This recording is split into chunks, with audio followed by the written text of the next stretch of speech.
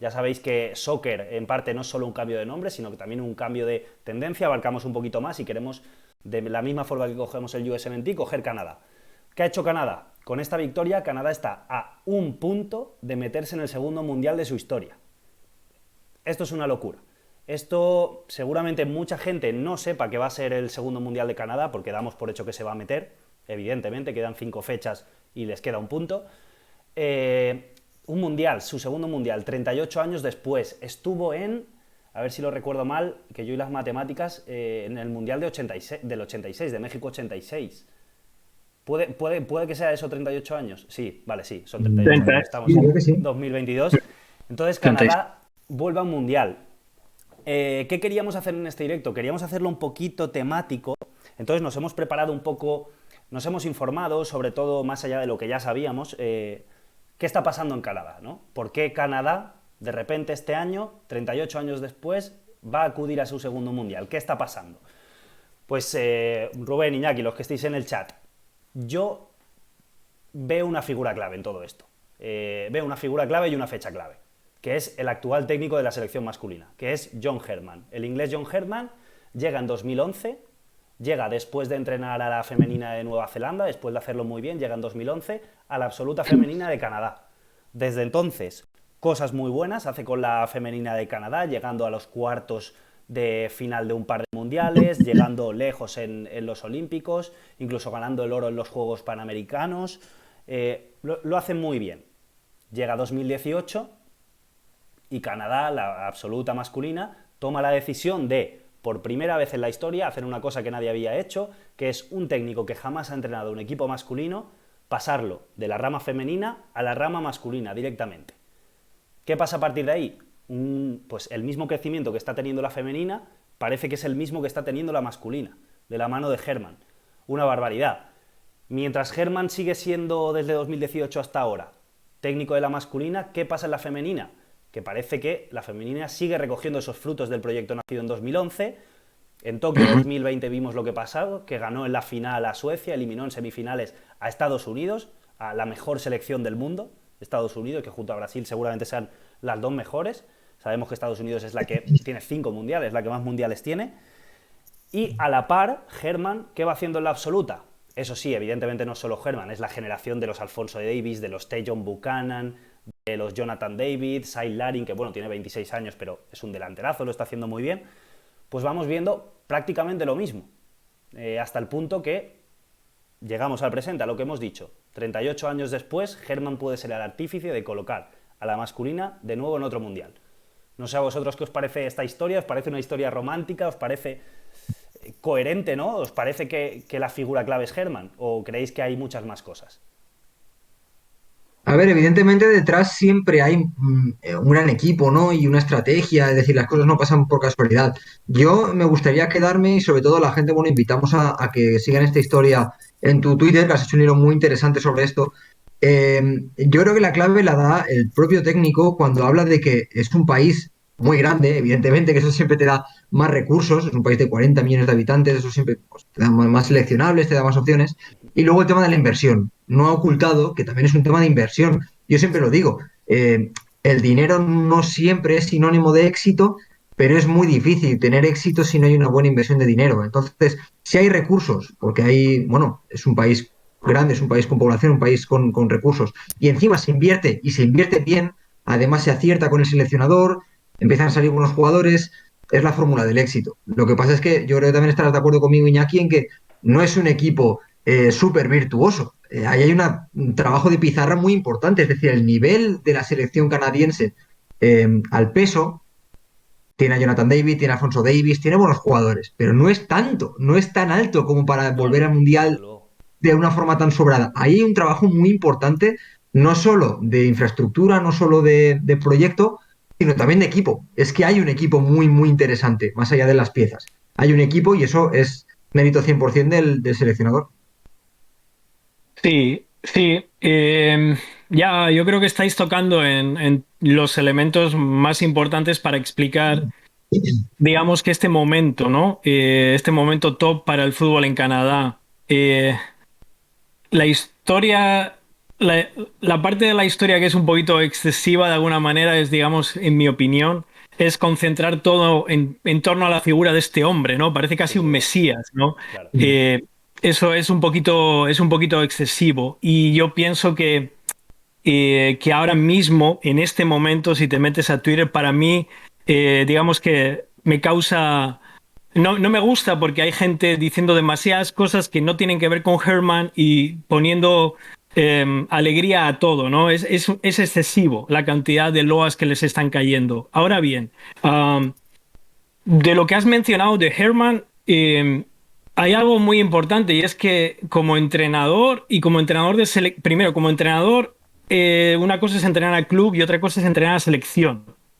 Y este tipo, como tú has dicho, había entrenado ya a 2 selecciones, que no ocurre muchas veces con entrenadores que son novicios o novatos con selección. Después, otra cosa muy importante es que como director técnico de selecciones, de nuevo, tienes la posibilidad de crear un plan y llevarlo a cabo.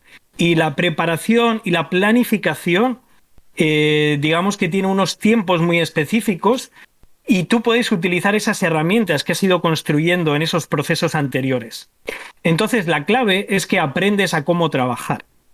Y esto es algo que los entrenadores de club, los entrenadores que han sido jugadores, los entrenadores, digamos, que han tomado muchos clubs, de alguna manera no se han puesto a hacer. Por necesidad prácticamente no lo han hecho. Entonces, él yo creo que tiene el sistema y ha aprendido a cómo hacerlo. Y esto se ha puesto, digamos que se ha puesto en común con un país que, como decís, tiene población, pero no tiene tanta población como US, que geográficamente viene a ser un problema en el caso de USA. Porque aquí crea mucha complejidad para hacer el scouting, también en Canadá es difícil, pero en USA es más complicado. Y luego USA ya tiene el problema de la multitud, por comparar, ¿no? De la multitud de ligas que no hacen sino dificultar todo esto.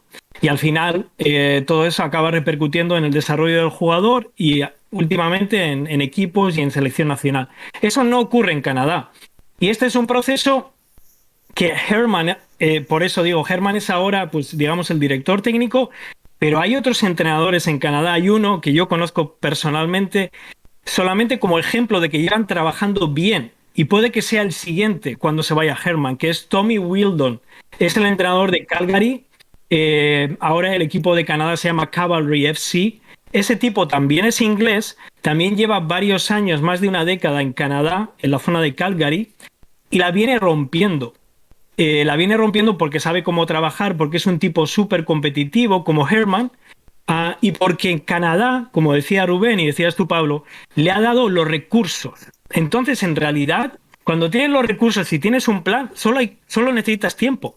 Es que, y allí de hecho, Iñaki se lo da. lo dice Manu en el chat, que no es que hayan dado con un mesías, como tú dices, dice Manu, que tiene, cuando pone boxador es Manu, Iñaki, por si no lo sabes. Sí, que han hecho un buen trabajo y han dado con un entrenador que simplemente tiene 2 dedos de frente. Que igual no es un mesías, simplemente es que tiene los recursos y los usa bien, porque tiene 2 dedos de frente. Y no le molestan tanto el noise y las circunstancias como en USA, por ejemplo, ¿no? Que es un poquito más complicado. Entonces, estoy de acuerdo con lo que decía también Rubén, ya para acabar, sobre el player pool. Obviamente no es ni un tercio de lo que tiene USA. Y eso lo ha hecho que sea un beneficio, porque ha hecho un equipo, como estaba diciendo Rubén. O sea, es un equipo y un equipo súper desarrollado tácticamente. No, eso no lo ha hecho solo Herman. Lo ha hecho el segundo entrenador, el tercero, hay un español ahí que trabajó en el español. Eso lo han hecho ellos, pero la decisión tiene que ver con Herman y con ese cuerpo técnico de vamos a trabajar como un equipo.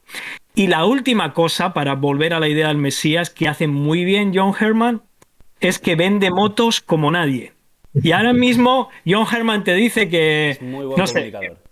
Vamos, le dices que tengo un problema de fecundidad, ven aquí, que te pongo aquí 2 dedos y mañana ya está resuelto. Y lo hace muy bien. Y hay que saber hacer eso, hay que saber vender lo que estás haciendo. Así que, no, chapó por él, ¿no? ¿Sabéis también quién es muy bueno en eso? Mourinho. También es muy buen comunicador y muy bueno convenciendo a la gente. Es que tú lo sabrás mejor que nadie, Iñaki. Yo, a ver, he sido entrenador también de fútbol base, no es ni comparable. Pero para un entrenador, sea cual sea el nivel, sobre todo en las más altas esferas, ¿no? Cuanto más alto es el nivel, más importa esto. Es súper importante el discurso. A la mayoría de entrenadores, cuando empiezan a irles mal en un club, no suele ser porque las ideas sean malas, o no suele ser porque ha dejado de acertar con sus planteamientos, es porque los jugadores han dejado de comprar el discurso. Entonces, mientras él vaya ganando y mientras, no sé si es el mejor término, pero mientras pueda seguir vendiendo la moto a los jugadores, mientras los jugadores sigan comprando el discurso, el equipo va a ser súper competitivo y al final, más allá de infraestructura, más allá de metodología, más allá de modelo, de captación, si hay un buen equipo, como mínimo te da tiempo y te da nivel y te da un foco. Porque yo creo que esto es lo que estará haciendo en Canadá, el hecho de que haya tan buen equipo, ya veremos si es sostenible en el tiempo con buenos jugadores, pero el hecho de que ahora mismo haya un equipo tan bueno de la selección canadiense es que como mínimo estará creando un poco de cultura futbolística seguramente en Canadá, porque yo creo que no es lo mismo, ¿no? Crecer 40 años sin ver a tu selección en un mundial que de repente se clave como primera de su grupo en CONCACAF. Es decir, yo creo que esto va a beneficiar mucho a las próximas generaciones que a lo mejor tienen más interés en soccer y al final cuanta más grande es tu muestra, cuanto más chicos quieren jugar a fútbol, más probabilidades tienes de sacar cracks y de sacar buenos futbolistas. Entonces, al final se junta todo un poco. Yo creo que esto sí que puede ser un buen paso adelante en el sentido de que eh, Canadá, a raíz de esto, ¿no? A raíz de esta clasificación tan holgada, puede empezar a construir futuro. Y eso creo que es importante. Yo estoy. O sea, yo quería retomarlo de la figura del Mesías porque se me había quedado una idea ahí. Estoy con Iñaki. Es verdad que a lo mejor yo contando la historia. Es verdad que es muy fácil personificarlo porque al final dices, lo hace muy bien con la femenina, lo pasan y lo está haciendo bien con la masculina, por tanto es él el principal motivo. Pero sí que es verdad que eso da la sensación de que cuando se vaya Germán todo se ha acabado y no es así. No. Y yo creo que gran culpa porque hemos insistido mucho, hemos hablado de hecho muchas veces sobre lo mismo que está sucediendo con Estados Unidos, que al final son dos gigantes dormidos, como lo llama Germán, Estados Unidos y Canadá. Son dos potencias mundiales en prácticamente todos los deportes. Canadá, si no me equivoco, en los Juegos Olímpicos fue la cuarta o la quinta o la sexta, por ahí estaba, entre esos tres puestos, que más medallas logró. Son dos potencias que el fútbol, el soccer, es una que tarde o temprano era cuestión de tiempo y simplemente es meterle dinero. Simplemente que esta vez se ha juntado todo, se ha juntado un entrenador, como seguramente dice Manu, con dos dedos de frente, que no inventa nada, simplemente aprovecha lo que tiene. Y pues los resultados, que por cierto, esto no lo he dicho, pero la idea era llegar con un equipo competitivo a 2026, pero los resultados se están adelantando. Seguramente sea porque se está dando todo. Pero a lo mejor si no tuvieras el entrenador adecuado, pues los resultados llegarían, pero a lo mejor un poquito más tarde. Pero llegarían. Porque cuando tú le metes dinero a algo, es cuestión de tiempo. Y es una potencia que tiene dinero, tiene muchos millones de personas, tiene muchos aficionados que seguramente les encantará a partir de ahora mucho más el fútbol, entonces es cuestión de tiempo. Yo creo que es que no he podido leerlo todo, Pablo, pero en tu hilo no hablabas también, porque eso es algo que ha mencionado muchas veces Herman, de la posibilidad de utilizar también el fútbol como una gran herramienta para llevar a cabo, pues eso, la integración de las culturas, teniendo en cuenta la gran cantidad de, digamos, de emigrantes o de familias de emigrantes que juegan al fútbol en Canadá, pero que tienen sus raíces culturales en otros países. Y eso es algo, y al final, cuando tiene que ver con lo futbolístico, tiene que ver en, ok, yo soy el entrenador y yo estoy buscando dual citizen, o ciudadanos o sea, jugadores con doble nacionalidad, con triple nacionalidad, y voy a tratar de venderles mi historia para que jueguen conmigo. Y eso, ayer mismo habló otra vez del jugador de México, Marcelo Flores. En el caso de Canadá, puede ser bueno, pero yo realmente he estado cerca también de Twitter Canadá. Y yo no he visto que esas situaciones fueran, digamos que, negociadas y fueran leídas tan negativamente como cuando Klinsmann hablaba de ir a coger jugadores que tenían doble nacionalidad en Alemania. A Klinsmann le dieron por todos los lados. Ahora Berhalter, Nico Estevez estaban haciendo lo mismo. Y aún así no queda tan limpio, pero con Canadá no, estamos integrando todos los canadienses italianos, ahora van a poder todos los, lo están haciendo bien y se lo creen, qué sé yo, hay algo tal vez en el público canadiense que está ayudando también, que no ocurre tanto en el caso de Estados Unidos, en mi opinión. Yo en ese sentido creo que hay, en primer lugar, parte de discurso, que volvemos a lo mismo, no es lo mismo lo que tú dices, hacerlo que pueda parecer un juego sucio, que decirlo directamente, abiertamente, estamos buscando futbolistas que puedan representarnos, y luego que yo creo que hasta ahora tampoco ha habido ningún caso mediático que pueda haber levantado un poquito de debate. Es decir, yo creo que si se da el caso de que haya un jugador con una nacionalidad que sí que debería tener probabilidades de representar una selección importante, como tú, por ejemplo, pones el ejemplo de la selección italiana. Imagínate que hay un jugador que pueda representar a ambas selecciones y Canadá haga trabajo para convencerle. Ahí quizás sí que pueda despertar un poquito más de debate y quizá pueda, bueno, a nivel de opinión pública, ¿no? Y a nivel mediático, verse con otros ojos. Pero como de momento no hemos tenido, seguramente, o al menos a mí no me Bueno, suena haber tenido un pero caso sí que han así. habido muchos casos en el USMNT, tampoco ha despertado nada. Quiero decir, Yunus, Bueno, Dest, Ya, pero Julián Araujo. A Klinsmann antes de este proceso, vamos, se lo cargaron por eso. O sea, mm, fue un elemento fundamental y no hace tanto tiempo mm. de la situación aquella, ¿no? No sé, ya. También puede tener que ver la fama que tiene lo que tú decías, ¿no? La sociedad canadiense, que quizá eh, la imagen que da Canadá como país y como sociedad quizás un poquito Sí, de puede percepción ser. de la gente, entonces no O despierta que sí, o que tanta... todavía no se le ve un rival serio. Eso todo hace. Al final lo ves como un Sí, rival de momento simpático, de esos que dices, ah, qué bien, que vuelva a un Sí. mundial. No dices, mierda, vuelve a un mundial, nos puede ganar. Claro. esa va a ser la siguiente. Esa va a ser, Mm. para el siguiente ciclo se acabó todo este de, pum, le van a exigir por aquí, ¿verdad? Pero sí, No, sí, sí, sí. no Y obstante, lo que sí Bueno, que es interesante es que ahora mismo con CACAF haya salido de ese dualismo Estados Unidos-México. Yo creo que es muy eso interesante está porque luego genial. de cara a los torneos internacionales creo que es bonito, ¿no? Que no solo tengas Estados Unidos-México y luego la Honduras de turno o la selección menor, que bueno, que va a las fases de grupos de los mundiales a intentar que no les goleen, tal. Yo creo que esto es bonito, ¿no? Bueno, en su momento Costa Rica también tuvo en 2014 una buena racha, pero si Canadá ha llegado para quedarse, creo que es interesante, ¿no? Que el mundo, sobre todo en los mundiales, vea a CONCACAF como una federación capaz de llevar a buenas selecciones, ¿no? Y hacer papeles importantes en torneos. Sí, que la Copa Oro y la Nations League, pues a lo mejor no es cosa de dos, ¿no? Eso también está muy bien. Y yo creo que de esto enlazamos muy bien con el tercer tema con el que podemos cerrar, seguramente los últimos 20 minutitos se lo podemos dedicar de pleno a esto, que es un tema que ya le hemos dedicado algún que otro momento, pero 5 minutillos en algún que otro directo, pero yo creo que tiene mucha chicha. Y es algo que seguramente, por eso digo que hila con esto, que a lo mejor Canadá le toca vivirlo dentro de poco. Y es algo que está pasando con Estados Unidos, está pasando con el futbolista norteamericano en general, pero sobre todo con el estadounidense. Y es una tendencia que está viendo últimamente, a lo mejor es de hace un año ya, no es últimamente, desde Europa, o sea, un puente que se está tendiendo muy a menudo MLS Europa. Normalmente Mm. de MLS a Europa, es por esto por lo que hablamos. Que es que parece que el futbolista estadounidense, que también era cuestión de tiempo, todo lo que hablamos yo creo que es cuestión de tiempo, porque son potencias mundiales, Canadá y Estados Unidos. Parece que está llegando a lo mainstream. ¿Te acuerdas, Iñaki, lo que hablamos en el anterior directo? Que ujú. igual que llegó en su día el futbolista argentino, el futbolista brasileño, parece que el estadounidense ya está llegando a ese punto.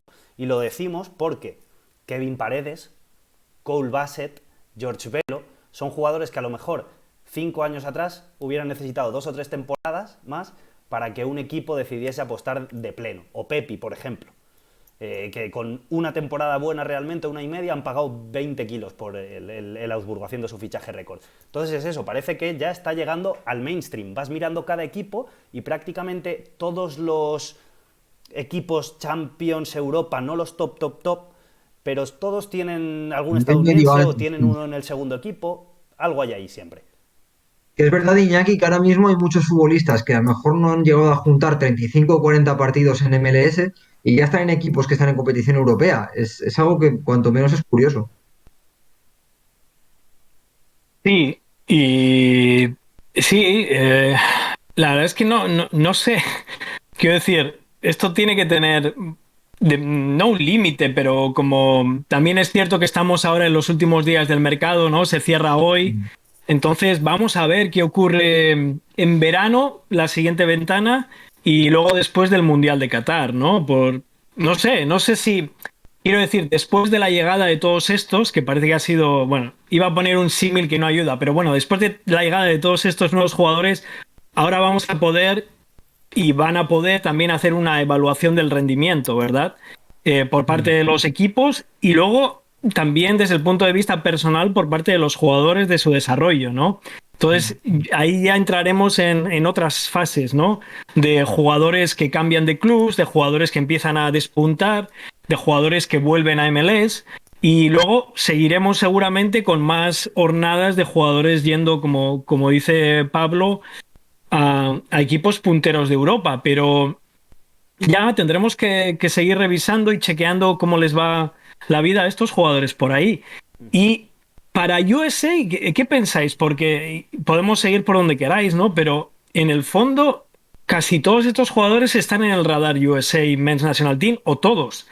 En cambio, en el caso de Canadá, pues digamos, esto también puede ser un elemento desestabilizador o no, porque tantos, yo no sé si va a ser, yo sé que tenemos el caso de Musa que está jugando, pero vamos a ver, Musa ya lleva un tiempo en España, pero algunos de estos chicos realmente, esto va a ser beneficioso. Yo creo que esto, me pregunto si Berhalter y compañía, cuando empezaron a decir a uno, ok, por favor ve, de pronto ahora ven que tienen 15 allí y dicen, uff. Pero ¿cuántos han jugado, verdad? Porque cuando se ponen a revisar los vídeos de la semana, tengo 3 minutos. ¿Qué tal ha jugado Colbase? 2 minutos, vale, hecho. ¿Qué tal ha jugado? 1 minuto.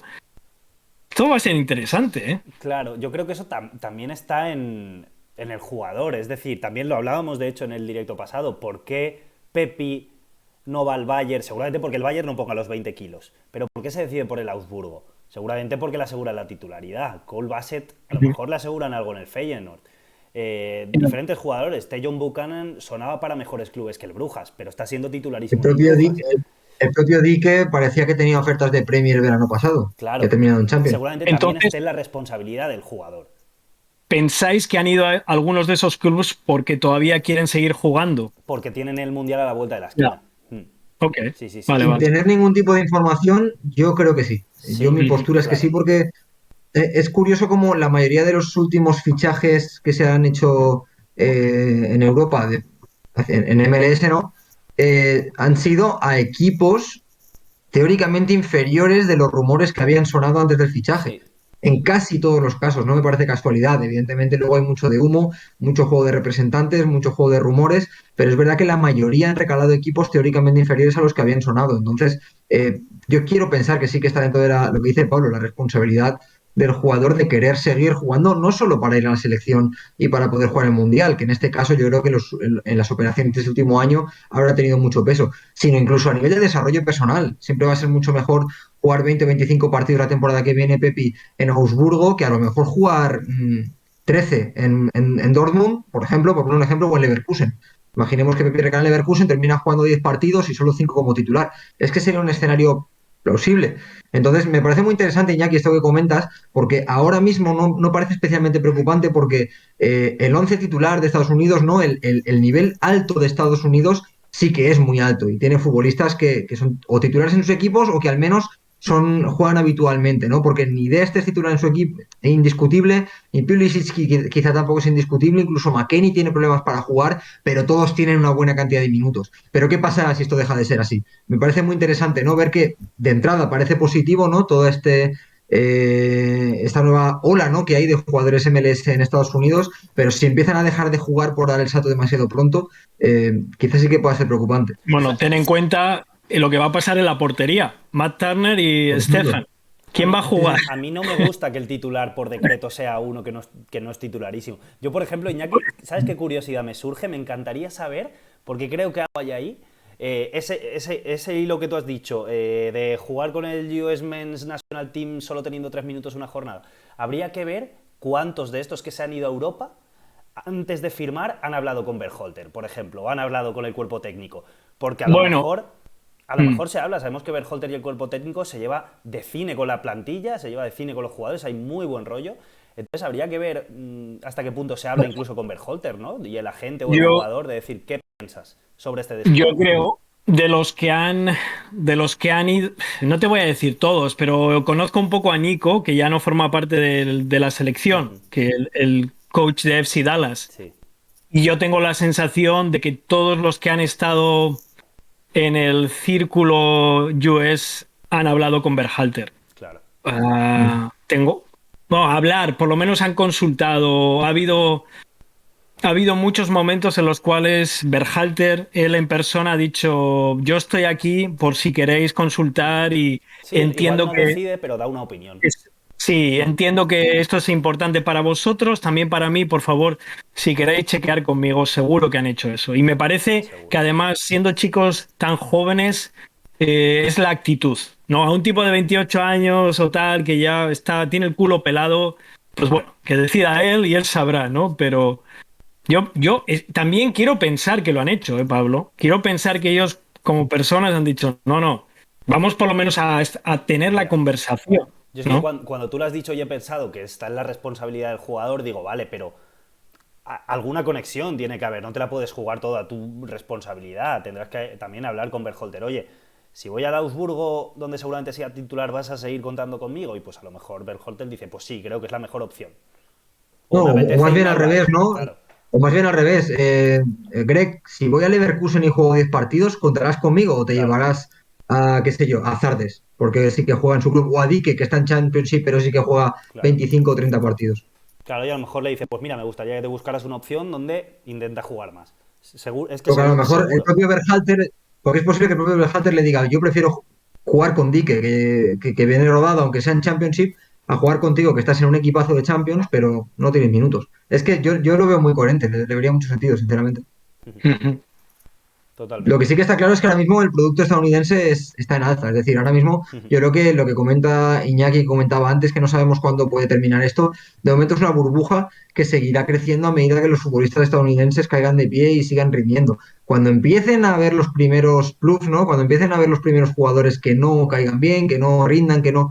Entonces seguramente, pues seguramente o explotará o al menos menguará la burbuja. Pero de momento es verdad que casi todos los futbolistas estadounidenses están cayendo de pie en sus equipos. Porque yo pienso, quizá el tema de Mackenzie, que parecía que podía ser un jugador muy interesante en Europa y parece que le está costando un poco más, pero yo pienso, por ejemplo, en Brendan Aronson y yo no pensaba para nada que Brendan Aronson ya no ni que pudiera ser tener este rendimiento, que no esperaba que pudiera ser ni siquiera indiscutible en el Salzburgo, porque es verdad que venía a hacer una gran temporada en MLS, pero sigue un equipo Champions. O sea que yo creo que mientras sigan teniendo este rendimiento, la burbuja va a seguir creciendo y este tipo de fichajes como el de Kevin Paredes o como el de Cole Bassett o este tipo de jugadores que no llevan apenas partidos en la élite y que ya se van a equipos de relativa importancia en Europa, cada vez va a ser más habitual, porque yo creo que los equipos quieren saltarse un paso, no quieren esperar a que el jugador rompa, sino que rompa ya en sus filas y que la operación sea más rentable económicamente.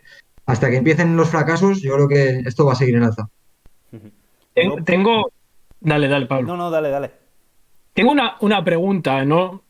También estaba hablando hace poco con este entrenador y nos preguntábamos: qué es más interesante, más efectivo, más fácil para un entrenador? ¿O qué prefieres tú, si fueras entrenador de USA o de Canadá, tener la gran cantidad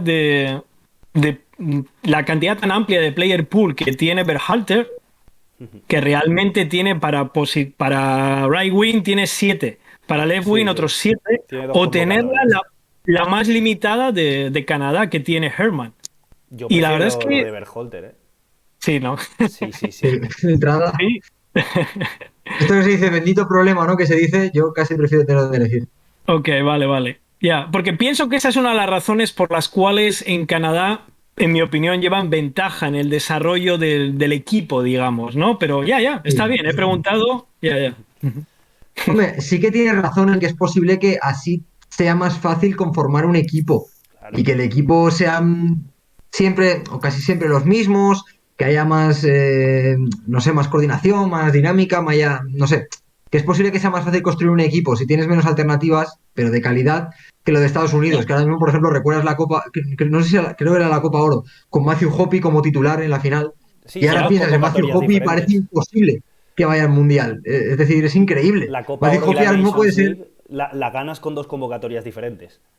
Es Exacto. que es increíble. Ahí sí que tiene su point, Iñaki, el tema de que quizás sea mejor tener menos alternativas, pero poder construir un equipo más estable, que no que cada roster vengan 15 o 20 jugadores diferentes y te cueste más construir un equipo. Evidentemente, yo en frío sí que te diría que es mucho mejor, o en caliente te diría que es mucho mejor tener alternativas, pero claro, Yo es creo, más complicado, ¿no? Hacer este yo creo que competitivo así. es mucho más fácil mantener el buen rollo si tienes menos jugadores, ¿no? Pero lo bueno del US Sí, sí. 70 es que cada convocatoria la puedes justificar con que los europeos no sé qué o que los de MLS no sé qué porque el calendario va diferente. Pero yo creo que el problema puede venir en el Mundial, que tienes a todos disponibles, algunos se van a quedar fuera, algunos todos son egos, son manejo de egos, cada vez tendrán más ego porque cada vez son mejores, es una generación dorada y ahí pueden empezar los piques, pueden empezar los enfados, evidentemente las discrepancias y eso ya es otra cosa.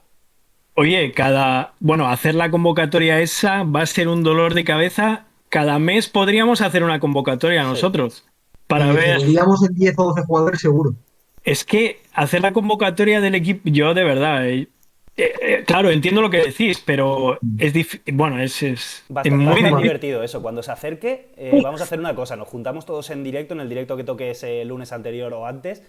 No, el lunes de antes de la convocatoria. Y cada uno decimos nuestra convocatoria y molaría colgarla en Twitter y ver a ver quién se acerca más, cuántos Comparar. acertamos cada uno. Eso estaría chulo, ¿eh?